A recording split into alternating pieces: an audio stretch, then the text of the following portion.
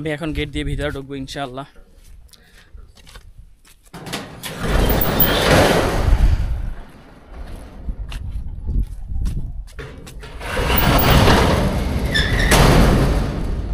দেখতে পাচ্ছ,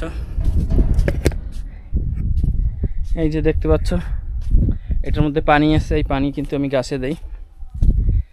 তো পানির লাইনটা আমি অন করে দিলাম এখান থেকে, এরপরে কারেন্টের লাইনটা অন করে দিলাম।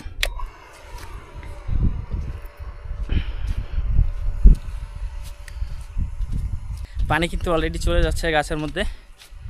তো চলো তোমাদেরকে দেখাই। এইখানে কিন্তু অনেকগুলো গাছ আছে, 35টা গাছ আছে।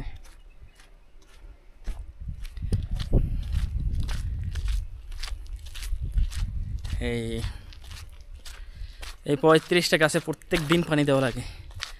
প্রায় আমার 45 মিনিট সময় লাগে আমার এখানে। তো 45 মিনিট ধরে পানি দেয়। আবার সপ্তাহে একবার দুইবার হলো একটু পরিষ্কার করা লাগে। তার জন্য 300 রিয়াল পাই, আর 300 রিয়ালে বাংলাদেশে প্রায় 10,000 টাকা। তো দেখতে পাচ্ছ পানি কিন্তু অলরেডি গাছের গোড়াতে চলে এসেছে।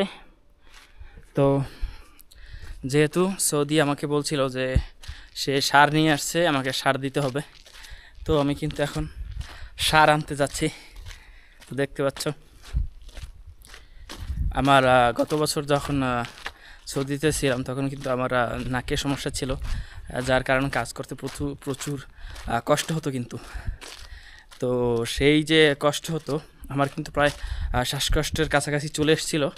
তো ইনশাআল্লাহ এখন অপারেশনের পরে অনেকটাই ভালো আছি। তো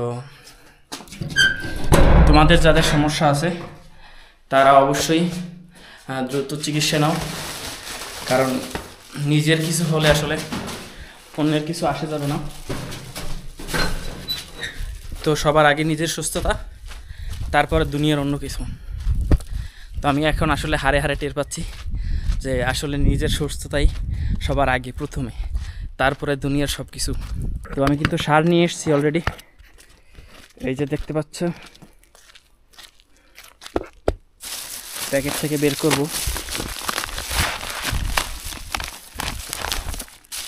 এই যে সার,